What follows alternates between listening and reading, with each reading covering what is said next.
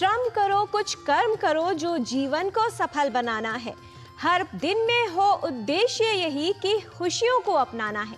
सुप्रभातम, स्वागत है आपका इस विशेष कार्यक्रम में। मैं हूं किरण भारद्वाज।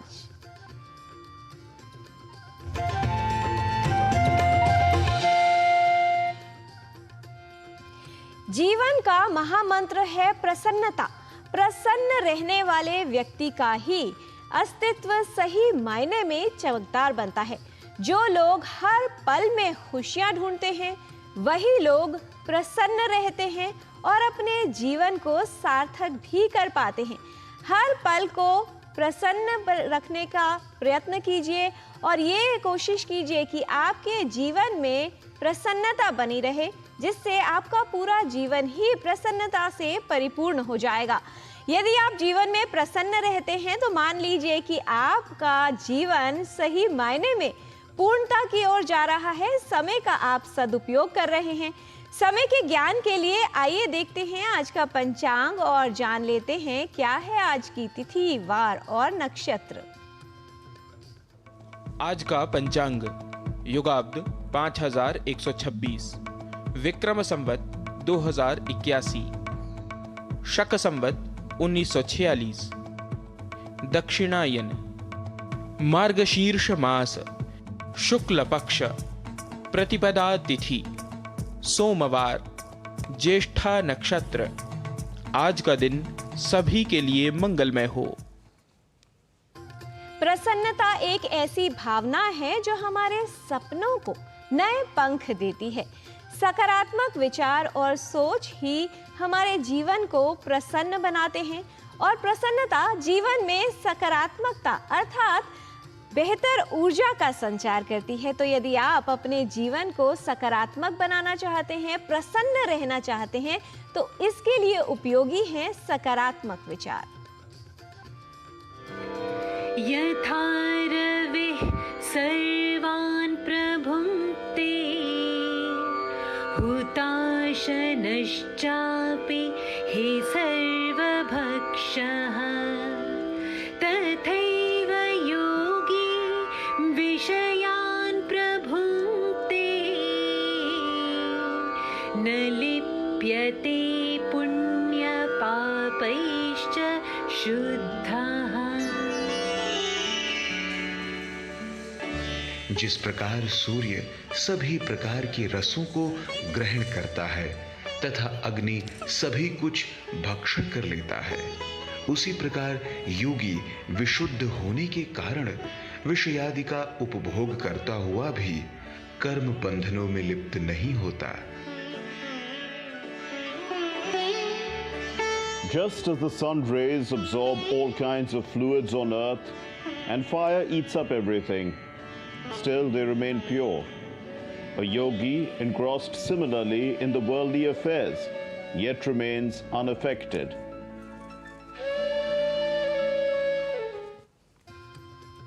भारतीय प्राचीन साहित्य में कथाओं की रचना हुई जिनका उद्देश्य न सिर्फ मनोरंजन रहा बल्कि लोगों को नैतिकता के उपदेश देना, सरलता से उन्हें समझाना इसका आधार बताया गया। किस तरह से नीति कथाएं हमारे जीवन में बदलाव कर सकती है, इसे समझना आवश्यक है। आइए देखते हैं हमारे सहयोगी नीतीश भारद्वाज की यह विशेष रिपोर्ट जो आधारित है नीति कथाओं के हमारे जीवन में प्रभाव पर।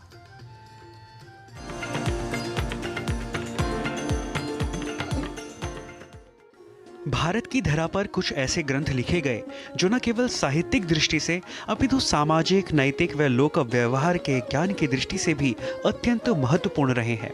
मनुष्य के व्यक्तित्व को सुधारने के लिए जो रोचक कथाएं भारत में प्रचलित हुई हैं, वे संसार भर में अपना स्थान बना चुकी हैं। संस्कृत के कथा साहित्य में दो प्रकार की कथाएं प्राप्त होती हैं। जो कथाएं शुद्ध मनोरंजन के लिए विकसित हुई उन्हें लोक कथा कहा गया। दूसरी ओर कुछ कथाएं नवशिक्षुओं को या सामान्य लोगों को नैतिक धार्मिक उपदेश देने के लिए विकसित हुई, जिन्हें नीति कथा की संज्ञा दी गई।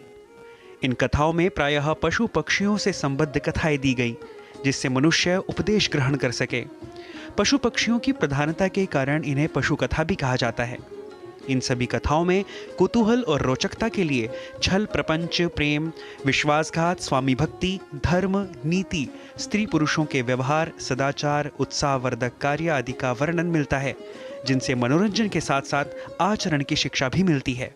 भारत में नीति कथाओं और लोक कथाओं की शुरुआत बहुत पहले हो गई थी।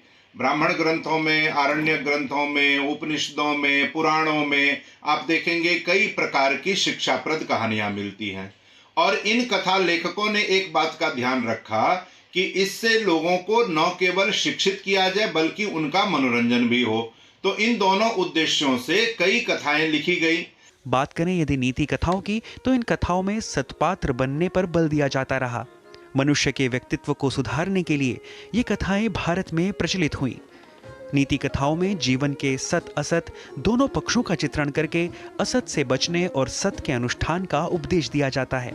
नीति कथा साहित्य में कुछ ऐसी रचनाएं हुई जिनमें व्यवहार कुशलता की शिक्षा विश्व साहित्य में कहीं और प्राप्त नहीं है। ऐसा ही एक लोकप्रिय विश्व प्रसिद्ध ग्रंथ है पंचतंत्र। यह विष्णु शर्मा के द्वारा रचित नीति कथा है। पंचतंत्र में 5 खंड या तंत्र हैं। मित्र भेद जिसमें 22 कथाएं हैं, मित्र संप्राप्ति में 6 कथाएं, काकोलुकीय में 16 कथाएं, लब्ध प्रणाश में 11 कथाएं तथा अपरीक्षित कारक में 14 कथाएं लिखी गईं। पंचतंत्र को बालकों के लिए लोक व्यवहार में प्रशिक्षित करने का आदर्श ग्रंथ मान लिया गया और ग्रंथ की प्रशंसा में कहा गया यह वचन सत्य सिद्ध हुआ। अधीते यह इदम नित्यम नीति शास्त्रम शृणोति च न पराभवमाप्नोति शक्रादपि कदाचन। अर्थात इस पंचतंत्र नामक ग्रंथ का अध्ययन करने वाला अथवा सुनने वाला व्यक्ति व्यवहार कुशल हो जाता है कि वह इंद्र जैसे प्रबल शत्रु से भी पराजित नहीं हो सकता तथा धूर्त लोगों को भी पराजित करने में समर्थ हो जाता है। पंचतंत्र में राजनीति और दैनिक व्यवहार की शिक्षा बड़ी कुशलता से दी गई है। राजनीति से संबद्ध विभिन्न राजशास्त्रीय ग्रंथों के विषय को सरलता से इसमें निरूपित किया गया है। जब पंचतंत्र, हितोपदेश, सिंहासन द्वात्रिंशिका, वेताल पंचविंशतिका जैसे ग्रंथों का, शुक सप्तति जैसे ग्रंथों का निर्माण हुआ तो इसने पूरी दुनिया में भारत की कथा साहित्य को लोकप्रिय किया। तो सरल तरीके से गंभीर बातों को रखना इन कथाकारों ने सिखाया। दूसरी बात कि इसमें इन्होंने पशुओं को, पक्षियों को, मनुष्यों को सबको अपना पात्र बनाया और यही कारण है कि पंचतंत्र जैसे ग्रंथ पूरी दुनिया में फैले। यद्यपि सबसे पहले पहलवी भाषा में उनका अनुवाद हुआ, फिर सीरियन भाषा में अनुवाद हुआ, लेकिन देखते देखते यूरोप में और पाश्चात्य देशों में पंचतंत्र की धूम मच गई।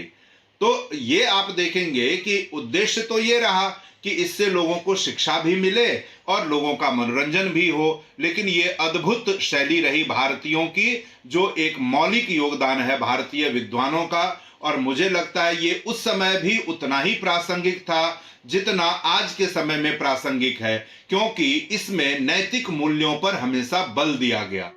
शताब्दियों से कथा कहने वाले और सुनने वालों की परंपरा सभी देशों में रही है और भारत इस संदर्भ में सबका गुरु रहा है, क्योंकि यहीं से विविध कथाएं विभिन्न देशों में पहुंची। यही कारण है कि इस ग्रंथ के 250 संस्करण विश्व की 50 से अधिक भाषाओं में प्रकाशित हो चुके हैं। आरंभिक जीवन में भाषा शैली की शिक्षा के साथ व्यवहार कुशलता की शिक्षा पाने के लिए पंचतंत्र जैसा ग्रंथ विश्व साहित्य में कहीं नहीं है। देश काल की सीमा से ऊपर इसका सार्वकालिक और सार्वदेशिक महत्व है। Nitish Bharadwaj, DD news.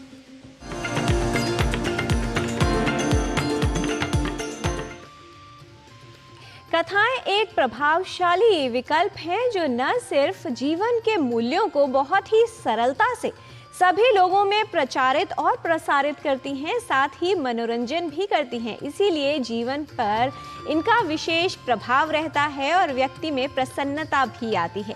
प्रसन्नता स्वास्थ्य को ठीक रखने में उपयोगी है और जो व्यक्ति प्रसन्न चित्त रहता है उसके रोग भी उससे दूर रहते हैं। वहीं कोई रोग हो जाए तो व्यक्ति का मन विचलित हो जाता है।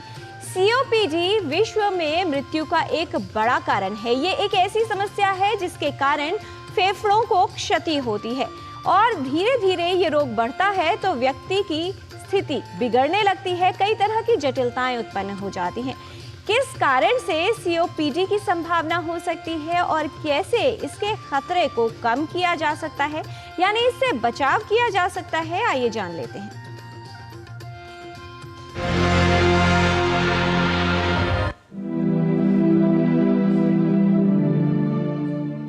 वायु प्रदूषण एक बड़ी समस्या है क्योंकि इसका प्रभाव संपूर्ण स्वास्थ्य पर होता है। वायु प्रदूषण से कई तरह की स्वास्थ्य समस्याओं की संभावना बढ़ जाती है।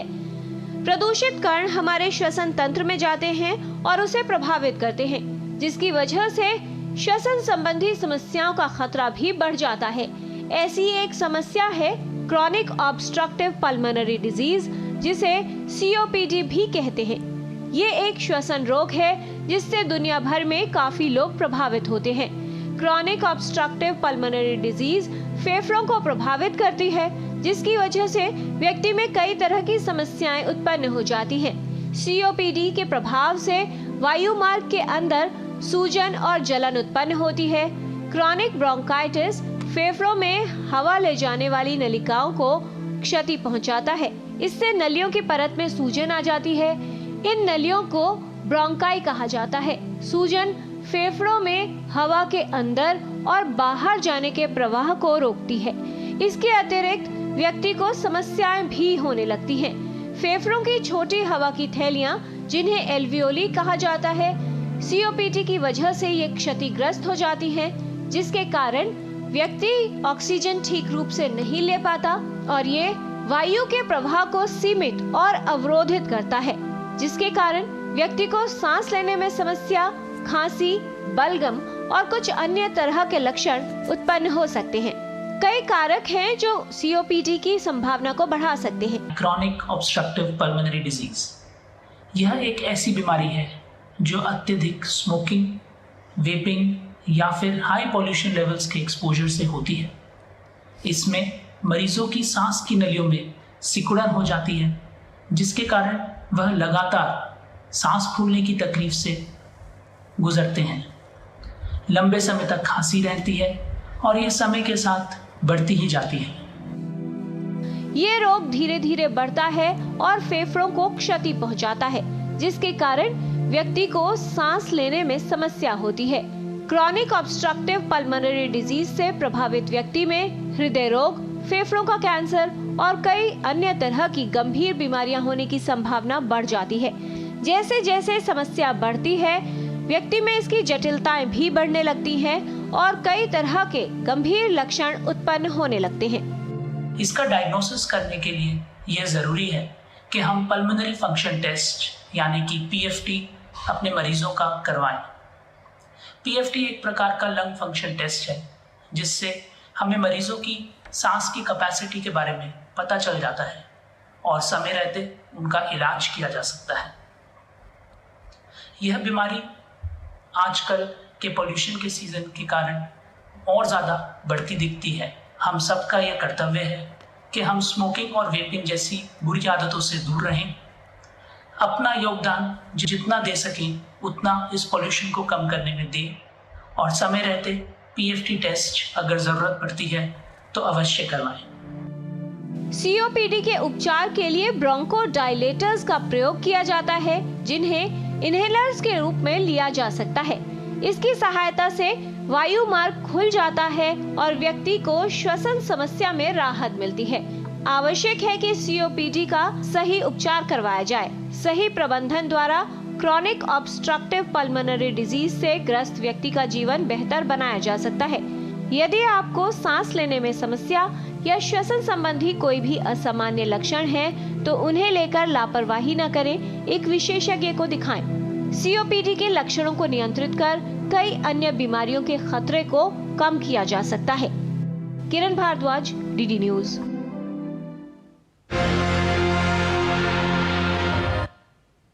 क्रॉनिक ऑब्स्ट्रक्टिव पल्मोनरी डिजीज यानी COPD के लिए प्रभावशाली इलाज के विकल्प हैं, जिससे काफ़ी हद तक रोग को नियंत्रित रखा जा सकता है।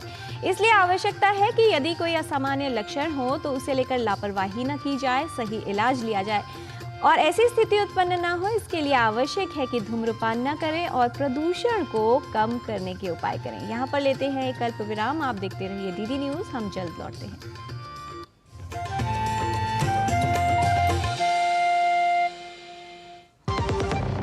खुद को पैम्पर करिए MDH बादाम रोगन के साथ, जो आपको संवारे, निखारे और नरिश करे। चमके चमके हाँ, दमके दमके, त्वचा में समाए, हाइड्रेट करे, हर उम्र की त्वचा का पोषण करे। You deserve the purity.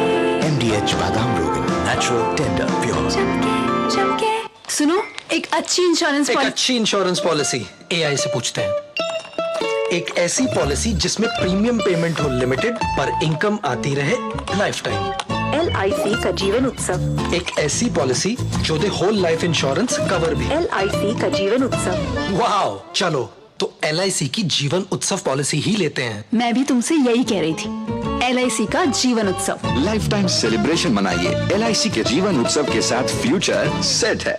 Ahmedabad national book fair अब है अहमदाबाद इंटरनेशनल बुक फेस्टिवल, जहां है शब्द संसार, हजारों प्रकाशकों की लाखों पुस्तकें, creative writing workshop for children and youth, culinary literature stage, children film festival और सांस्कृतिक कार्यक्रम, साथ ही देश विदेश के प्रख्यात लेखकों से मिलने का मौका। River front event centre Ahmedabad, 30 नवंबर से 8 दिसंबर, रोजाना सुबह 11 बजे से शाम 9 बजे तक। Entry free. #AIBF 2024। MDH की देगी मिर्च, देगी मिर्च का तड़का, अंग अंग फड़का। MDH की देगी मिर्च।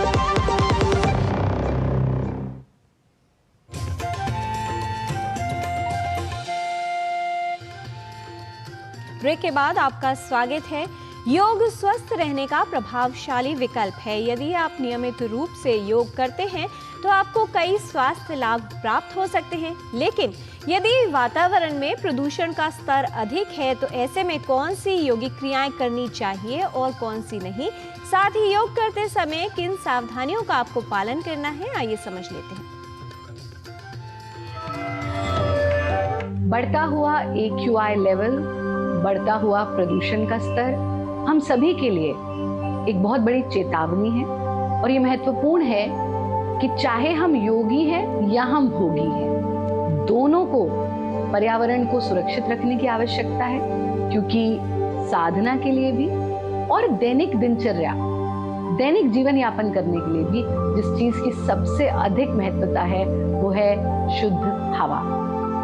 बढ़ते हुए प्रदूषण के स्तर में हमको क्या योगाभ्यास करना है, क्या नहीं करना है, किस तरह की जीवन शैली जीनी है, उसको थोड़ा सा समझ लीजिए। सबसे पहली चीज, अगर आप बहुत हैबिचुअल हैं फ्रेश एयर में जाने के, वॉक करने के या खुली हवा में बैठ करके प्राणायाम करने के, तो आपने हमेशा हमें यही कहते सुना है, आचार्य श्री आप तो कहती हैं कि फ्रेश एयर में वॉक कीजिए, प्रकृति के सानिध्य में समय बिताइए।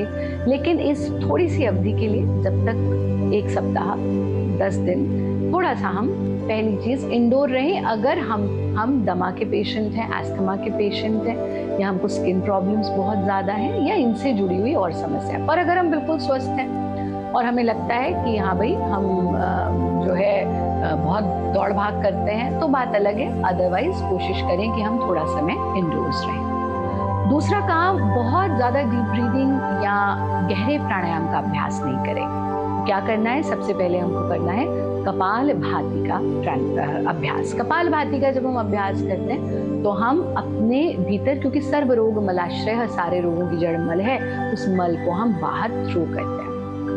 आप क्रॉस लेग की पोजीशन में बैठेंगे, हाथों को ज्ञान मुद्रा में ले लेंगे और forceful acceleration, but do not exert yourself. अपने आप को हमें थकाना नहीं है। जितना आप थकाएंगे उतना ज्यादा शरीर को ऑक्सीजन की जरूरत पड़ेगी, तो हमें एनर्जी को सेव करना है। तो इस स्थिति में बैठकर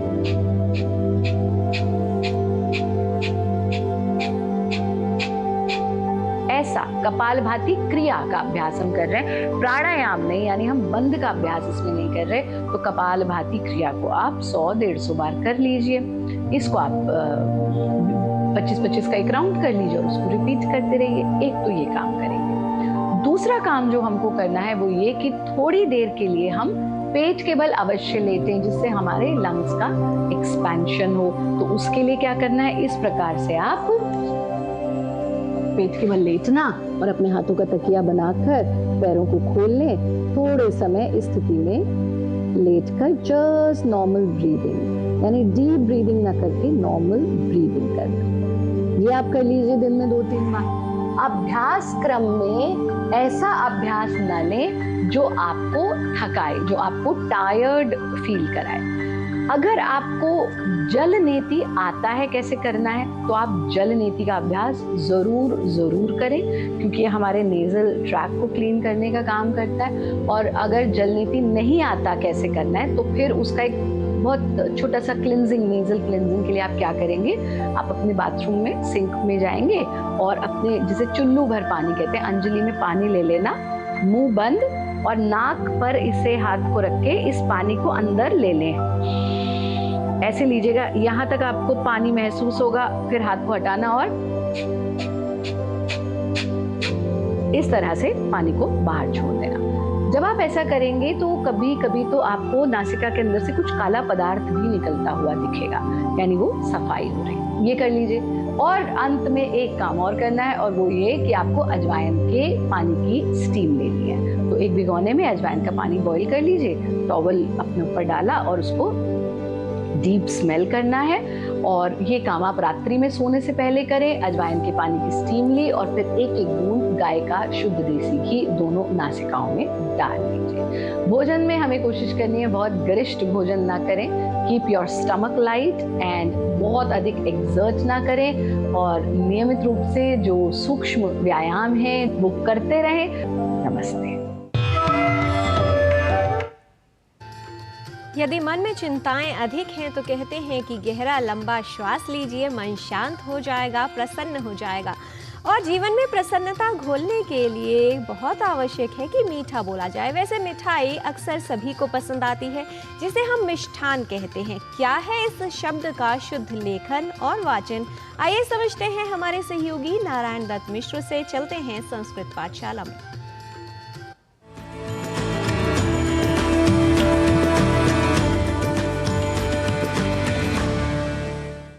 नमः सकलेभ्यः संस्कृतानुरागिभ्यः। संस्कृत पाठशालायाः अभिनवकक्षायां भवतां समेषामस्ति स्वागतम्। अहमस्मि नारायण दत्तमिश्रः। संस्कृत पाठशाला की कक्षा में शब्दों के शुद्ध उच्चारण और शुद्ध लेखन की श्रृंखला को लेकर आज पुनः उपस्थित हूँ मैं आप सभी के समक्ष। आप जानते ही हैं कि संस्कृत के संस्कृतत्व की रक्षा हेतु उच्चारण और लेखन में अपेक्षित होता है शुद्धता का व्यवहार। इसलिए ही इन दिनों आप शब्दों के शुद्ध स्वरूप के लेखन और पाठन से हो रहे हैं परिचित। और इसी क्रम में आज बात ऐसे शब्द की जहां हम अक्षरों के अल्प प्राण और महाप्राण ध्वनियों का कर देते हैं क्रम परिवर्तन। जैसे किसी शब्द में हो प्रयोग ट इस अल्प प्राण अक्षर का, तो हम वहां उस अक्षर में कर देते हैं ठ इस महाप्राण वाले अक्षर का प्रयोग। ठीक इसके विपरीत या उलट हम अक्षरों के महाप्राण और अल्प प्राण ध्वनियों का कर देते हैं क्रम परिवर्तन। जैसे किसी शब्द में हो प्रयोग ठ इस महाप्राण अक्षर का, तो हम वहां उस शब्द में कर देते हैं प्रयोग ठ के समानांतर ट इस अल्प प्राण वाले अक्षर का।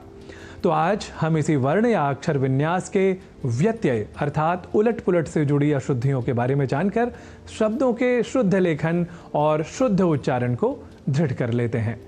आपको याद ही होगा कि हमने आपको पहले ही शुद्धता और अशुद्धता के कई उदाहरणों के क्रम में बताया है कि श्रेष्ठ शब्द का उच्चारण व लेखन हम में से कई श्रेष्ठ इस अशुद्ध रूप में कर जाते हैं।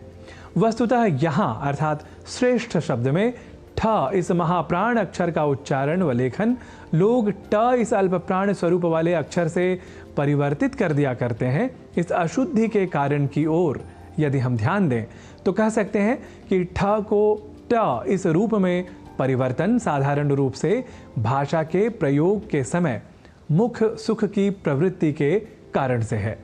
पर ऐसी प्रवृत्ति भाषा के परिष्कृत स्वरूप पर एक प्रकार से कुठाराघात है। यह हम भाषा प्रेमी और संस्कृत जैसी तार्किक और वैज्ञानिक भाषा के प्रयोक्ता के रूप में अवश्य ही कह सकते हैं। ठीक इसी तरह हम ट इस अक्षर को ठ इस रूप में परिवर्तित भी पाते हैं, जहां वस्तुतः ट इस अक्षर का प्रयोग करना ही शुद्ध होता है। जैसे एक शब्द है मिष्टान्न, जिसे हम में से कई मिष्ठान्न ही लिखा और बोला करते हैं, और हम यही पूरी दृढ़ता के साथ समझते हैं कि मिष्ठान्न ही शुद्ध शब्द है। और ऐसा इसलिए भी समझ लिया जाता है क्योंकि मीठा इस शब्द के लिए संस्कृत शब्द मिष्ठ ही हो सकता है। यह हमें साधारण रूप से लगता है, पर यहाँ यह साधारण जानकारी है अपूर्ण और अशुद्ध, क्योंकि मिष्ठ की जगह मिष्ट इस संस्कृत शब्द का होता है व्यवहार सर्वथा शुद्ध, अर्थात मिष्ठान्नम नहीं मिष्टान्नम ही। तो आज आपने जाना कि लेखन और उच्चारण की दृष्टि से श्रेष्ठ नहीं श्रेष्ठ होता है शुद्ध शब्द, और ऐसे ही लेखन और उच्चारण की दृष्टि से मिष्ठान्न नहीं मिष्टान्न होता है शुद्ध शब्द। तो संस्कृत सीखने के क्रम में हमें रखना होता है उच्चारण और लेखन पर अधिक ध्यान। यह आप मुझसे बार बार संस्कृत पाठशाला में सुन ही रहे हैं, पर कितना अच्छा हो कि बस कुछ बातें या उच्चारण के सिद्धांत भर हम याद रख हम स्वयं के ही शिक्षक बन जाएं, और फिर जैसे जीवन में हर ओर हम बेस्ट या श्रेष्ठ ही चाहते हैं, वैसे ही उच्चारण और लेखन में भी हम श्रेष्ठ हो जाएं। और ऐसा होते ही हमारी संस्कृत पाठशाला हो सकेगी अधिक सार्थक और सफल। पर इसके लिए चाहिए होता है हमें आपका अधिक अवधान। तो आप ऐसे ही अधिक अवधान के साथ सीखते रहें उच्चारण की शुद्धता के विज्ञान को। इति निवेदयन् भवदीयाम् अनुमतिं प्रार्थये पुनरागमनाय। तावत् पुनर्मिलामः। नमो नमः।